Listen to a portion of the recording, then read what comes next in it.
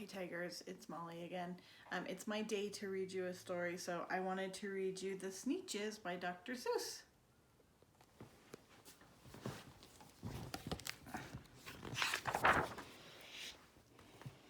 Okay, The Sneetches. Now the star-belly Sneetches had bellies with stars. The plain-belly Sneetches had none upon theirs. Those stars weren't so big. They were really so small you might think such a thing wouldn't matter at all. But because they had stars, all the star-belly Sneetches would brag, "We're the best kind of Sneetch on the beaches."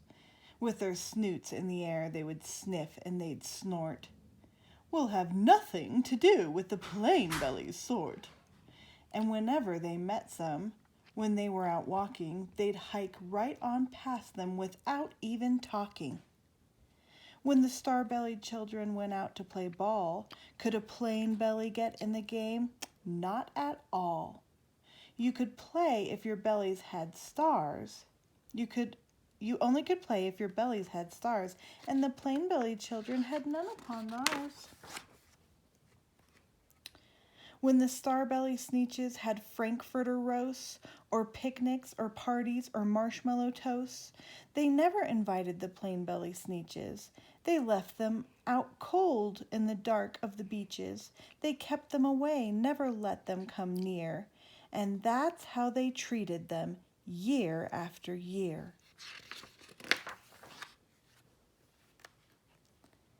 Then one day, it seems, while the plain-belly Sneetches were moping and doping alone on the beaches, just sitting there wishing their bellies had stars, a stranger zipped up in the strangest of cars.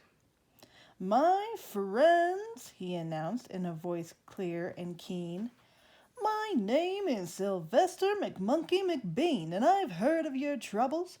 I've heard you're unhappy, but I can fix that. I'm the fix-it-up chappie. I've come here to help you. I have what you need, and my prices are low, and I work at great speed, and my work is 100% guaranteed."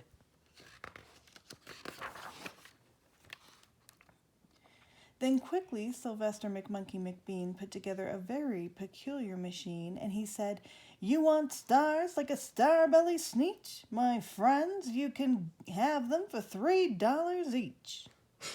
Just pay me your money and hop right aboard."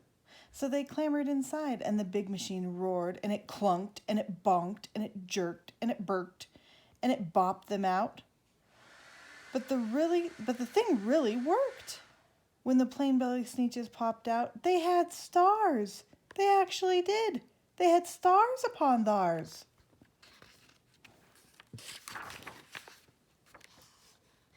Then they yelled at the ones who had stars at the start. "We're exactly like you. You can't tell us apart. We're all the same now, you snooty old smarties. And now we can go to your frankfurter parties." "Good grief," groaned the ones who had stars at the first.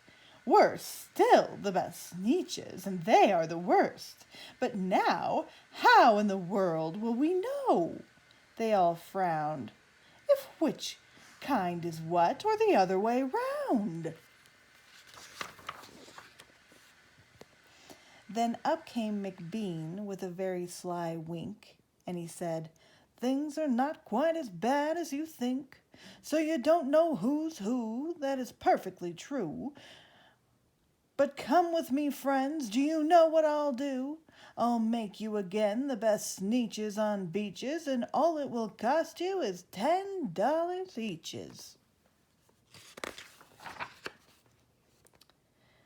"Belly stars are no longer in style," said McBean. "What you need is a trip through my star-off machine. This wondrous contraption will take off your stars, so you won't look like Sneetches who have them on theirs." And that handy machine, working very precisely, removed all the stars from their tummies quite nicely. Then, with their snoots in the air, they paraded about, and they opened their beaks, and they let out a shout. "We know who is who, now there is no doubt. The best kind of Sneetches are Sneetches without. Then, of course, those with stars all got frightfully mad. To be wearing a star was now frightfully bad. Then, of course, old Sylvester McMonkey McBean invited them into his star-off machine. Then, of course, from then on, as you probably guess, things really got into a horrible mess. All the rest of that day, on those wild, screaming beaches, the fix-it-up chappie kept fixing up Sneetches, off again, on again, in again, and out again. Through the machine they raced round and about again, changing their stars every minute or two. They kept paying money, they kept running through, until neither the plane nor the Starbellies knew whether this one was that one, or that one was this one, or which one was what one, or what one was who.